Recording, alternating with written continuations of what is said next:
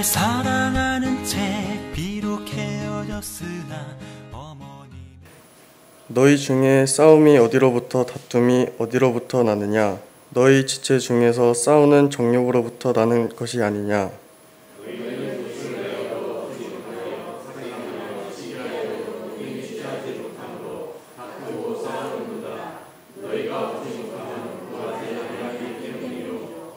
구하여도 받지 못함은 정욕으로 쓰려고 잘못 구하기 때문이라.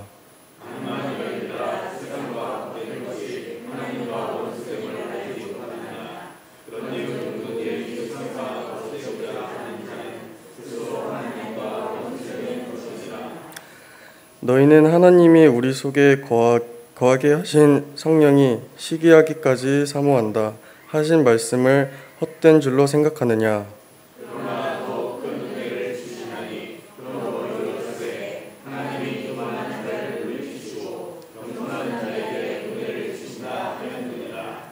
그런즉 너희는 하나님께 복종할지어다. 마귀를 대적하라. 그리하면 너희를 피하리라. 하나님을 가까이 하라. 그리하면 너희를 가까이 하시리라.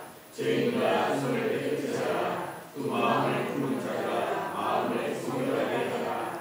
슬퍼하며 애통하며 울지어다. 너의 웃음을 애통으로 너의 즐거움을 근심으로 바꿀지어다. 주 앞에서 낮추라. 그리하면 주께서 너희를 높이시리라. 간절히 바랍니다. 신앙생활을 열심히 하는 한 자매가 있었습니다. 이 자매가 어느 날 부흥회에 참석해서 큰 은혜를 받았습니다. 특별히 그 부흥회를 통해서 자신의 잘못된 신앙생활을 깨닫고 이제 이렇게 결단합니다.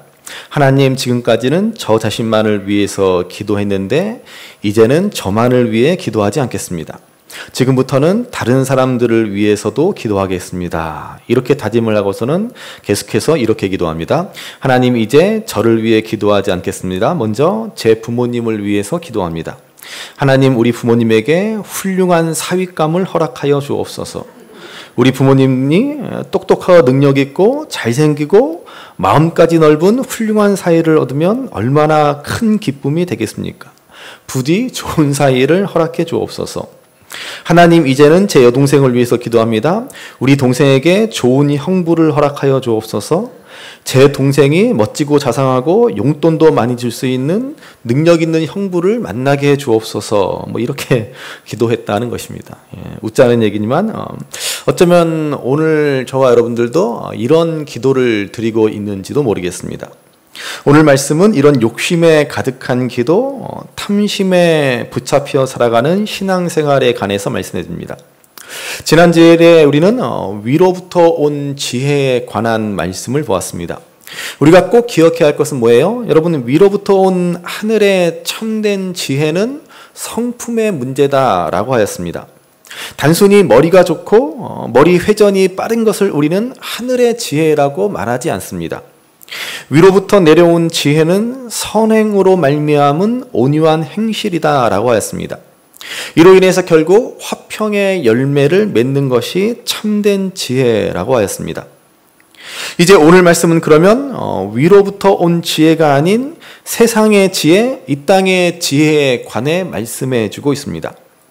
세상 지혜의 특징은 땅 위의 것을 추구하는 것입니다. 이것은 정욕적이고 귀신의 것이다 라고 했습니다. 그래서 귀신이 하는 일이 무엇입니까? 귀신의 우두머리 마귀, 이 마귀를 헬라어로 디아블로라고 하는데 사이를 갈라놓다라는 뜻이라고 했습니다. 여러분, 귀신이 하는 일은 다른 게 아닙니다. 괜히 여러분들 겁주려고 그냥 무섭게 내 다리 내놔 그러면서 쫓아다니고 우리 어렸을 때는 화장실에서 빨간 종이 줄까 파란 종이 줄까 귀신이 얼마나 할 일이 많은데 그 할 일 없이 거기 화장실에서 그러고 있겠습니까? 예. 귀신이 하는 일은 뭐예요?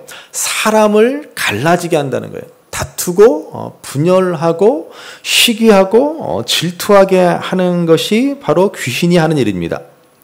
그래서 세상 지혜라고 하는 것은 귀신의 것입니다.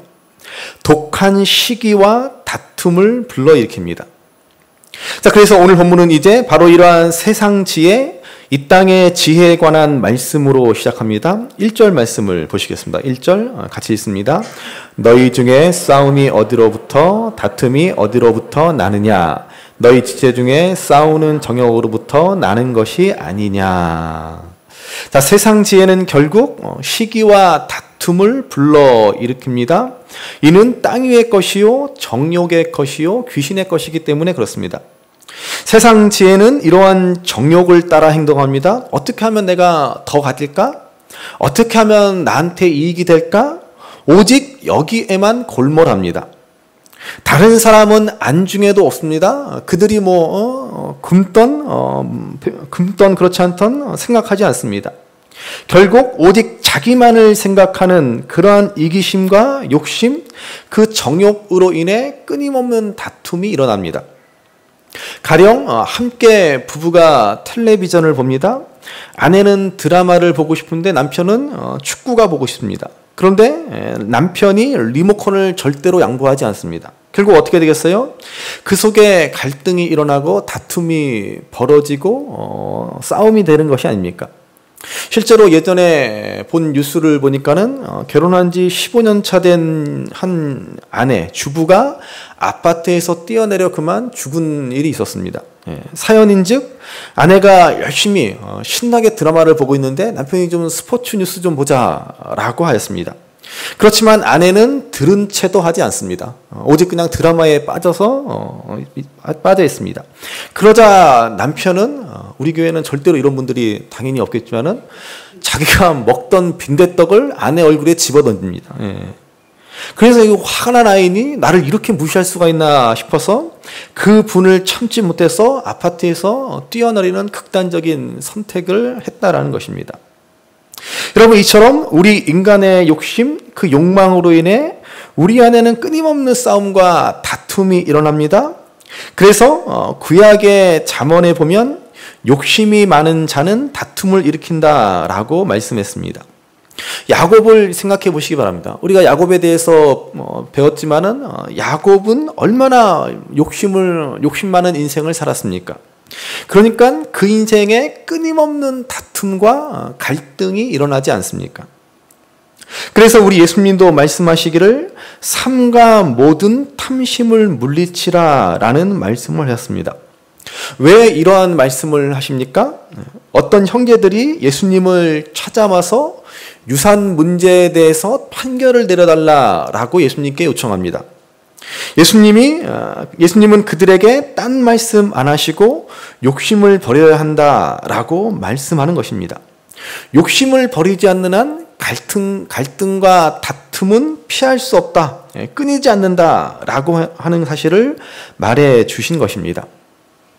그래서 제가 종종 말씀드리지만 우리 형제자매는 우애가 좋습니다라는 말은 무슨 말이라고 그랬어요? 우리 부모님은 아무 유산도 남겨준 것이 없습니다라는 말과 똑같은 말이라고 그랬죠.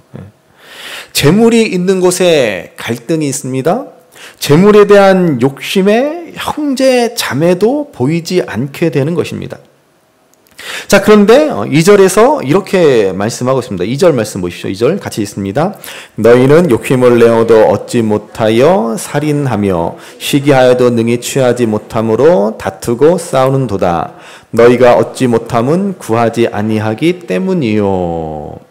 여러분, 우리 인간의 욕심이나 끝이 없습니다. 그래서 욕심대로 안 되니까 심지어 사람을 해치는 일까지 벌이고 맙니다.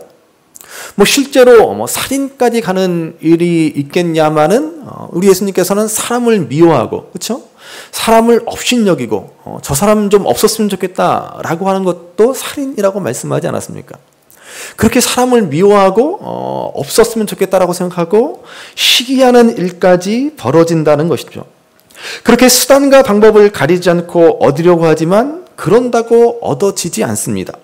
그 욕심이 채워지지 않는 것입니다. 그러면 우리 믿는 사람들은 또 어떻게 합니까? 내 욕심을 채우고자 열심히 기도한다라는 것입니다. 그래서 뭐라고 말씀합니까? 우리 2절 하반절에 보면은 너희가 얻지 못함은 구하지 아니하기 때문이다 라고 말합니다. 그리고 이어서 3절 같이 읽습니다. 구하여도 받지 못함은 정욕으로 쓰려고 잘못 구하기 때문이라. 아멘. 아멘 하시기 바랍니다. 아멘. 예. 여러분, 우리 기도가 응답되지 않는 이유는 단 한 가지입니다. 우리 욕심으로, 우리 정욕으로 구하기 때문에 그렇습니다. 정말로 우리 기도 생활에 일침을 가하는 말씀이 아닐 수 없습니다. 우리 기도가 왜 응답되지 않는가 하는 것을 정확하게 지적해 주신 말씀입니다. 우리는 정작 기도해야 할 것은 기도하지 않습니다. 그리고 엉뚱한 것만 기도하고 있다라는 것입니다. 온통 정욕적인 기도만 드리고 있습니다. 그러니 주님이 응답해 주실 리가 없습니다. 오늘 우리들의 기도를 돌아보시기 바랍니다. 분명 구하라 주실 것이요 찾으면 찾으리다 라는 약속을 믿고 열심히 구했습니다. 그런데도 응답이 없자 너는 내게 부르짖으라 내가 내게 응답하겠다 라는 예레미야의 말씀을 어디서 듣고는 그렇구나라고 무릎을 탁 치면서 이제는 열심히 큰 소리로 목청이 터져라 부르짖으며 기도합니다. 그런데도 하나님은 응답해 주시지 않습니다.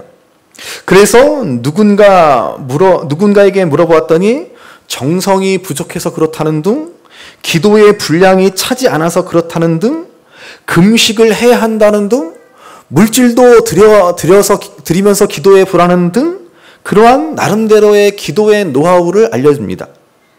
그렇지만 역시 효과가 없습니다. 바로 그때 오늘 본문 말씀 구하여도 받지 못함은 정욕으로 쓰려고 잘못 구함이라 라는 말씀을 듣습니다. 이거구나. 내가 욕심으로 구해서 응답받지 못했구나 라는 사실을 깨닫고 이제 내 소원을, 내 욕심을 그럴듯하게 포장합니다. 마치 서두에 제가 말씀드린 한 자매의 기도처럼 하나님, 이 일이 잘 돼야 하나님 영광 드러나지 않습니까? 하나님, 이 사업 성공해서 하나님 일에 쓰겠습니다. 네. 그러지만 나아질 기미는 전혀 보이지 않습니다. 왜 그렇습니까? 우리가 욕심을 버리지 못한 채, 욕심을 감춘 채 여전히 정욕으로 구하기 때문입니다. 부목사 시절 교인들과 같이 성남 그 분당에 있는 그 할렐루야 교회라는 정말로 입이 떡 벌어질 만한 어마어마한 교회를 간 적이 있습니다. 결혼식이 있어서 교인들을 데리고 함께 갔었는데요. 정말 산 위에 교회를 지었는데 산 하나를 그냥 교회로 지었습니다. 완전히 하나의 성입니다. 네. 그때 같이 가신 권사님이 하신 말씀이 아직도 생생합니다. 그 어마어마한 교회에 그냥 이 권사님이 너무나 감동해서 목사님, 우리는 언제쯤 이런 교회 건물을 짓고 신앙생활할 수 있나요? 네. 우리는 이런 교회에서 신앙생활하면 왜 안 되나요? 하며 푸념을 늘어놓는 것을 들은 적이 있습니다. 으리으리한 건물을 세우고 그걸 자랑하며 남보란 듯이 좀 교회에 다니고 싶다라는 것입니다. 여러분, 어쩌면 우리 마음에 우리도 다 이런 마음이 있을지도 모르겠습니다. 아마 모르긴 몰라도 제가 가장 그런 마음이 클 것입니다. 예. 우리는 교회가 부흥하고 성장하기를 바라며 기도합니다. 도대체 왜 우리는 교회가 부흥하기를 바랍니까? 교인들이 차고 넘쳐서 남들이 부러워할 만한 그런 교회 건물 멋들어지게 짓고 남들이 좀 인정해주는 그러한 신앙생활을 하고 싶다라는 마음입니까? 예. 그건 여러분 욕심입니다. 정말로 우리가 바라는 부흥, 그 부흥의 이유는 한 영혼이라도 더 구원하는 교회가 되기를 바라는 마음이어야 하는 것입니다. 제가 목사로서 큰 교회를 목회하고 싶다? 우리 교회가 다른 교회보다 큰 교회가 싶다라고 부흥을 원하는 것이라면 이것은 정욕으로 구하는 것일 뿐입니다. 하나님이 절대로 응답하실 리가 없습니다. 지지난주에요, 저희 딸이 수능 시험을 보고 나오면서 제가 또 열심히 또 가서 또 그동안 고생했다고 수능 시험 끝나고 그 교문 앞에서 맞이했습니다. 그때 저희 딸이 저를 보고 한다는 첫 마디가 아빠, 하나님은 없는 게 확실해 라는 것입니다. 그래서 수능 시험을 잘 못 봤다는 거죠. 그래도 자기 나름대로 기도도 하긴 했지만 혹시나 했지만 역시나 기도해봐야 소용없구나 라는 일종의 푸념일 것입니다. 여러분, 어쩌면 오늘 우리 마음 깊은 곳에 이러한 푸념이 자리 잡고 있는지도 모르겠습니다. 필립 얀시의 하나님 당신께 실망했습니다 라는 책을 제가 몇 번 소개시켜 드렸습니다. 정말로 솔직한 우리 마음을 표현해 주는 책 제목이지 않습니까? 이 책에서 말합니다. 도대체 왜 우리 기독교인들은, 도대체 왜 우리 믿는 자들은 하나님께 실망했다라고 아우성을 치는가 하는 것입니다. 하나님은 내게 불공평하셨고, 내게 침묵하셨고, 언제나 숨어 계셨고, 내가 원하는 바를 이루어지지 않았다라고 아우성을 칩니다. 이 책에서는 그래서 말합니다. 언제나 우리는 내 번영과 성공, 욕심에 초점이 맞춰져 있는 한 우리는 하나님께 실망할 수밖에 없다라고 하는 것입니다. 여러분, 복음서에 보시면 예수님을 따르는 두 부류의 사람들이 있었습니다. 한 부류의 사람들은 제자이고 다른 한 부류의 사람들은 무리들입니다. 제자들은 예수님을 열심히 따랐고 그 가르침에 순종한 사람들이라 할 수 있습니다. 그러나 무리들은 누구예요? 그들도 예수님을 따르긴 따랐지만 언제든지 따르기를 그만하고 수틀리면, 자기 마음에 안 들리면 뒤돌아설 수 있는 사람들이 무리들이라는 사람들입니다. 자, 이 무리란 어떤 사람들입니까? 그들은 생각이 멈춘 사람들, 업술무, 생각, 사고리, 이롤리가 아니죠. 사고, 이치, 이자. 사고가 멈춘 사람들, 생각이 없는 사람들을 의미하기 때문입니다. 그래서 무리입니다. 그들은 오직 번영과 성공을 구하며 거기에 생각이 멈추어 버린 사람들입니다. 결국 그들은 예수님께 실망하고 예수님께 뒤돌아서 십자가에 못 박으라라고 외치는 폭도로 변해버리지 않았습니까? 오늘 우리도 마찬가지입니다. 우리가 열심히 기도하고 구하지만 정욕으로 잘못 구하기 때문에 하나님은 응답해 주시지 않습니다. 우리가 이것을 벗어나지 못하면 우리는 미숙한 신앙에 그치고 맙니다. 그리고 결국에는 하나님께 실망하고 맙니다. 그리고는 하나님과 원수되는 자리에 서고 마는 것입니다. 4절 말씀을 그래서 보시기 바랍니다. 4절 말씀 같이 읽습니다. 가늠한 여인들아, 세상과 벗된 것이 하나님과 원수됨을 알지 못하느냐. 그런즉 누구든지 세상과 벗이 되고자 하는 자는 스스로 하나님과 원수되는 것이니라. 아멘. 여러분, 역사 이래 간음은 여성들보다 남성들이 단연코 주역입니다. 남성들의 전유물이라고 해도 과언이 아닙니다. 그런데 왜 야고보는 여자들을 걸고 넘어지고 있습니까? 사실 이 번역은 잘못된 번역이라고 말할 수 있습니다. 그냥 간음한 자들아 라고 번역하는 게 훨씬 정확합니다. 구약 성경을 보시면 하나님을 버리고 가나안의 신들을 섬기는 것을 간음이라고 하였습니다. 가나안의 신들, 특별히 바알 신은 풍요와 번영의 신입니다. 그러므로 여기 간음하는 여인들아 라고 하는 것은 하나님을 섬긴다 라고 하면서도 여전히 풍요와 번영의 신을 섬기는 자들을 말합니다. 더 정확히 말해서 풍요와 번영을 위해서 하나님을 섬기는 자들입니다. 3절 말씀처럼 정욕으로 쓰려고 하나님께 구하는 자들이라고 할 수 있습니다. 출애굽기에 보시면 여러분, 시내산 아래에 이스라엘 백성들이 송아지, 금송아지 신상을 만들지 않습니까? 그들이 다른 신을 섬기겠다라고 이 송아지 신상을 만든 것이 아닙니다. 그들은 이 송아지의 형상을 만들어 놓고서는 이는 너희를 애굽에서 인도하여 낸 우리의 하나님 여호와다라고 그들은 하였습니다. 그런데 왜 하필 하나님을 송아지 형상으로 만듭니까? 송아지는 풍요와 번영을 상징하기 때문에 그렇습니다.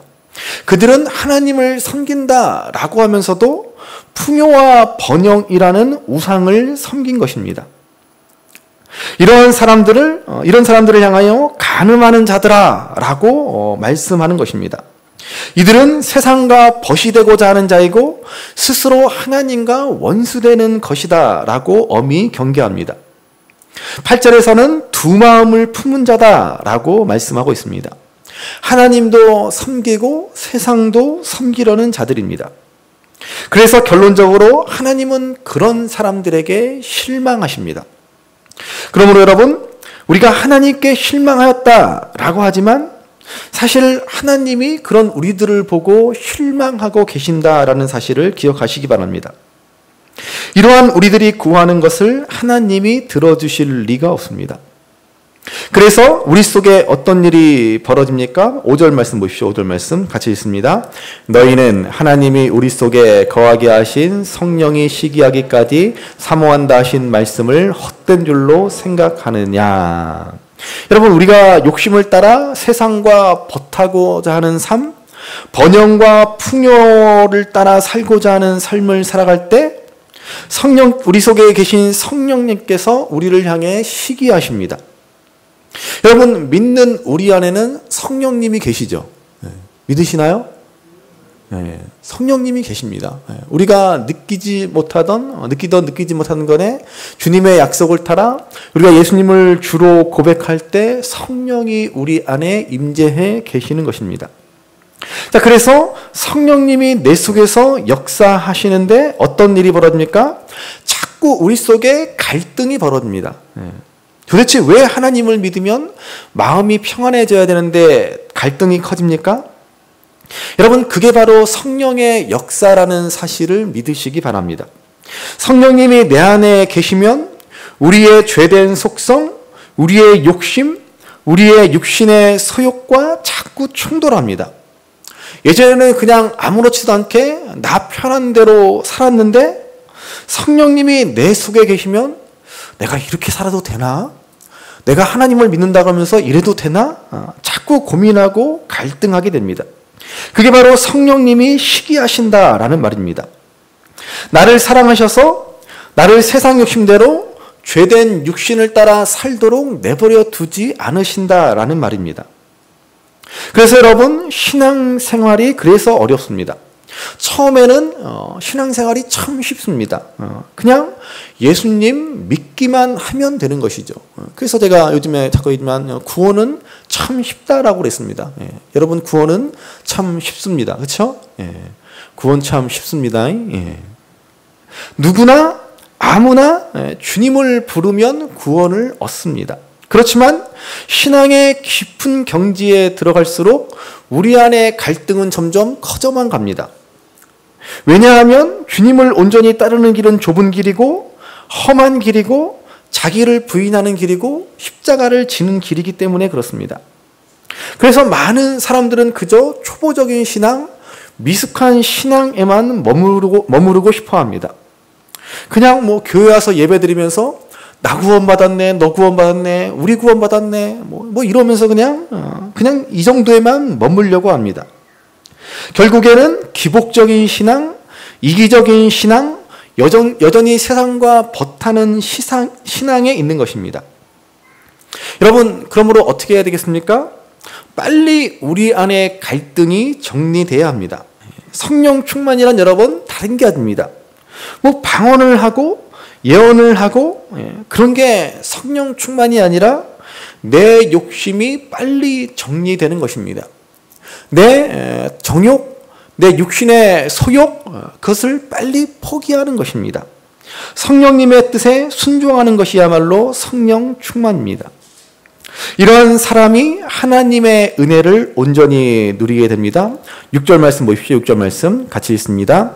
그러나 더욱 큰 은혜를 주시나니 그러므로 일렀으되 하나님이 교만한 자를 물리치시고 겸손한 자에게 은혜를 주신다 하였느니라. 아멘. 교만한 사람은 누굽니까? 내가 내 인생의 주인된 사람들, 여전히 내 욕심, 내 이기심, 내 생각을 따라 살아가는 사람들입니다. 그런 사람들은 아무리 구해도 절대로 하나님이 응답해 주실 리가 없습니다. 아니, 만약에 응답해 주신다면 그것은 하나님의 은혜가 아니라 오히려 심판이고 저주라고 할 수 있습니다. 그러나 반면에 교만한 사람과는 반대로 겸손한 사람은 누굽니까? 하나님을 온전히 내 인생의 주인으로 모시고 살아가는 사람, 성령의 인도하심에 온전히 순종하는 사람, 성령 충만한 사람입니다. 그러니까 여러분 꼭 명심하시기 바랍니다. 성령 충만한 사람은 절대로 교만하지 않습니다. 기도 좀 했다고 뻐기지 않습니다. 40일 금식 기도 좀 했다고 그것을 자기의 훈장으로 여기지 않습니다. 요즘에는 제가 그런 분들 많이 못 봤는데요. 제가 참 좋은 교회에 부임해서 제가 우리 교회에 와서는 참 이상한 분들 못 봤는데 옛날에는 많이 봤습니다. 뭐 무슨 일만 있으면 무슨 좀 문제가 있으면 왜 이래? 나 기도하는 사람이야? 뭐 꼭 그래요. 뭐 어떠라는 겁니까? 자기가 기도하는 사람이라고 자기 말 들으라는 거예요. 여러분 성령 충만한 사람은 절대로 자신을 내세우지 않습니다. 예수님을 닮아 겸손하고 온유합니다. 이런 겸손한 자에게 하나님은 은혜를 베푸십니다. 그래서 오늘 말씀은 우리가 하나님 앞에 진정 겸손한 삶의 모습을 두 가지로 말합니다. 첫 번째는 하나님께 복종한다는 것입니다. 7절 말씀 보십시오. 7절 같이 읽습니다. 그런즉 너희는 하나님께 복종할지어다. 마귀를 대적하라. 그리하면 너희를 피하리라. 아멘. 6절 말씀에서 보신 것처럼 겸손한 자에게 은혜를 주신다라고 하면서 그런즉 겸손한 사람이 되려면 겸손한 사람은 하나님께 복종한다라고 말씀하고 있습니다. 여러분 절대로 제가 종종 강조하지만 절대로 목사만 주의 종이 아니다라고 말씀드렸죠. 우리 믿는 사람들 여러분들 모두가 다 주의 종입니다. 하나님의 종입니다. 세상에는 오직 두 부류의 사람만이 존재합니다. 의의 종 아니면 죄의 종입니다. 하나님의 종 아니면 마귀의 종입니다. 그 중간은 없습니다. 그러니까 우리 인생은 누구의 종으로 살 것인가 하는 문제입니다. 그런데도 많은 사람들은 자신은 자유다라고 착각합니다. 자기는 누구에게도 얽매이지 않고 자유롭게 살아간다라고 하면서 우리 믿는 사람들을 향해서 왜 그렇게 답답하게 사느냐, 왜 그렇게 얽매여 사느냐라고 조롱합니다. 자신처럼 아무 것에도 얽매이지 말고 자유롭게 살아라 그렇게 말합니다. 하지만 여러분 그것은 착각일 뿐입니다. 그들은 자기 인생의 주인이 되어 자기 생각대로 자유롭게 살아가는 것 같지만 사실은 죄의 종, 마귀의 종으로 살아가고 있는 것입니다. 그러나 우리 그리스도인들은 의의 종, 하나님의 종이 되어 살아갑니다. 하나님의 종은 내 생각, 내 주장을 따라 살지 않습니다. 오직 하나님의 말씀이 중심되어 살아갑니다. 모든 판단의 기준이 하나님의 말씀에 있습니다. 그것이 바로 하나님께 복종하는 삶입니다. 그러면 우리는 마귀를 대적하는 삶을 살아가게 됩니다. 마귀의 유혹에 넘어가지 않습니다. 더 이상 정욕의 노예로 살지 않습니다. 시기와 싸움과 다툼에 빠지지 않을 것입니다. 또한 하나님 앞에 겸손한 자는 하나님을 늘 가까이 합니다. 8절 말씀 보시죠. 8절 같이 읽습니다. 하나님을 가까이 하라. 그리하면 너희를 가까이 하시리라. 죄인들아 손을 깨끗이 하라. 두 마음을 품은 자들아 마음을 성결하게 하라. 아멘. 여러분 하나님을 가까이 하는 것이란 손을 깨끗이 하고 마음을 성결하게 하는 것입니다. 그리고 9절에서는 슬퍼하며 애통하며 우는 것이다라고 말씀합니다. 이게 또 무슨 소리입니까? 왜 하나님을 가까이 하는데 슬퍼하며 애통하며 웁니까? 특별히 9절에 보시면 너희 웃음을 애통으로 너희 즐거움을 근심으로 바꾸라고 하였습니다. 도대체 왜 이런 이상한 명령을 하십니까? 왜 즐거움을 애통과 근심으로 바꾸어야만 합니까? 여러분 이것은 다름 아닌 회개를 말하는 것입니다. 회개는 손을 씻는 것입니다. 마음을 정결하게 하는 것입니다. 지금까지 세상 낙을 누리며 세상 정욕에 빠져 살았던 내 모습을 부끄러워하고 후회하고 애통해 하는 것입니다. 그러면 하나님이 우리를 가까이 하십니다. 예수님은 팔복의 말씀 가운데 애통하는 자가 복이 있다라고 하시지 않았습니까? 세상에 애통하는 사람들, 슬퍼하는 사람들을 누가 복이 있다라고 합니까? 그러나 믿음의 사람들은 애통해 하는 사람들입니다. 자신과 이웃의 죄악을 바라보며 슬퍼합니다. 이런 자들이 복이 있다라고 주님은 말씀하십니다. 왜냐하면 하나님이 가까이 하시기 때문입니다. 그러므로 여러분, 오늘 우리 삶에 왜 이렇게 시기와 다툼과 싸움과 혼란이 가득합니까? 왜 우리는 그렇게 열심히 산다라고 하는데도 제대로 되는 일이 하나도 없습니까? 도대체 하나님은 왜 우리의 기도를 외면하십니까? 여전히 우리는 교만하기 때문에 그렇습니다. 여전히 내가 내 인생의 주인 되어 세상 정욕을 따라 죄의 노예로 살아가기 때문에 그렇습니다. 그래서 오늘 말씀은 이러한 우리들에게 경고의 말씀을 줍니다. 11절, 12절에 보시면 우리가 교만히 행하는 것은 감히 하나님의 자리에 앉으려는 것이다 라고 말씀합니다. 여러분, 인간의 교만은 결국 인간이 하나님처럼 되고자 하는 마음에서 비롯된 것 아닙니까? 아담과 하와가 그래서 타락하지 않았습니까? 그래서 우리가 교만하여 형제를 비방하거나 판단하는 것은 곧 율법을 비방하거나 판단하는 것이다 라고 말씀하고 있습니다. 여러분, 율법의 핵심이 뭐예요? 하나님을 사랑하고 이웃을 사랑하는 것이지 않습니까? 그런데 형제를 비방하고 판단하면 이는 곧 율법을 부정하고 율법이 잘못되었다라고 하는 것과 같습니다. 그리고 이것은 율법의 재판관이 되고자 하는 것이다 라고 말씀합니다. 율법의 재판관은 오직 하나님 한 분이십니다. 그런데 인간은 교만으로 인해서 본인이 하나님의 자리에 앉으려고 합니다. 그래서 12절 마지막에 보시면 네가 누구라고 감히 이웃을 판단하느냐라고 엄히 책망하고 있습니다. 그러면서 13절 이하에서 하나의 이야기를 들려줍니다. 간단한 이야기입니다. 어떤 도시에 가서 1년 동안 머물며 장사하고자 하는 사람의 이야기입니다. 이 이야기의 핵심은 무엇입니까? 이 이야기의 핵심은 한마디로 인간들아 네 주제를 파악해라 라는 것입니다. 고대 그리스의 유명한 소크라테스, 테스 형님이 그랬죠. 테스 형이 네 주제를 알라. 그래서 이 교만한 우리 인생을 향해 뭐라고 말씀합니까? 14절 보시죠. 14절 같이 읽습니다. 내일 일을 너희가 알지 못하는도다. 너희 생명이 무엇이냐? 너희는 잠깐 보이다가 없어지는 안개니라. 아멘. 여러분, 우리는 안개와 같은 인생이라는 것입니다. 그런데 우리는 주제 파악이 안 돼서 그렇게 싸우고 다투고 욕심부리며 교만한 인생을 살아갑니다. 오직 내 생각과 내 계획대로 살고자 합니다.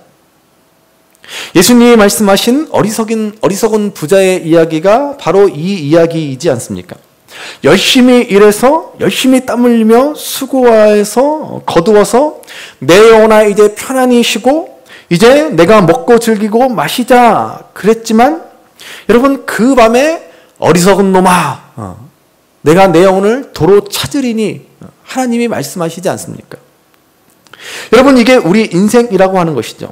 조금만 다를 뿐입니다. 시간만 조금 다를 뿐입니다. 어리석은 부자는 하룻밤에 하나님이 불러가셨지만은 10년, 20년, 50년, 100년 뭐가 그렇게 다르겠습니까? 100년이 뭡니까? 50년만 지나도 우리 중에 대부분은 안개와 같이 사라지고 말 인생이지 않습니까? 우리가 이 짧은 인생에서 가진들 얼마나 갖고 누린들 또 얼마나 누리겠습니까? 뭘 그렇게 못 가져서 아웅다웅하고 뭘 그렇게 마음 쓰며 욕심부리며 인생을 살아갑니까? 정말 사랑하기에도 짧은 인생이지 않습니까? 열심히 사랑하며 살기만 해도 너무 아쉬운 인생이지 않습니까? 어떻게 살아야 합니까? 겸손히 하나님을 섬겨야 합니다. 15절 말씀 보시죠. 15절 같이 읽습니다. 너희가 도리어 말하기를 주의 뜻이 아니면 우리가 살기도 하고 이것이나 저것을 하리라 할 것이거늘. 겸손히 주의 뜻을 따라서 사는 인생이 진정 복된 인생이라는 것입니다. 여러분, 출애굽한 이스라엘 백성들, 그 약속의 땅, 젖과 꿀이 흐르는 축복의 땅을 향해 나아가는 그들이 반드시 거쳐야 할 곳이 바로 광야이지 않습니까? 하나님은 왜 그들을 광야로 인도하십니까? 광야는 오로지 하나님만을 바라보아야 하는 곳이기 때문에 그렇습니다. 욕심을 부릴 수도 없고 욕심 부려봐야 소용이 없습니다. 인간의 모든 탐욕이 무너지고 온전히 하나님만 바라보아야 하는 곳이 광야입니다. 그곳에서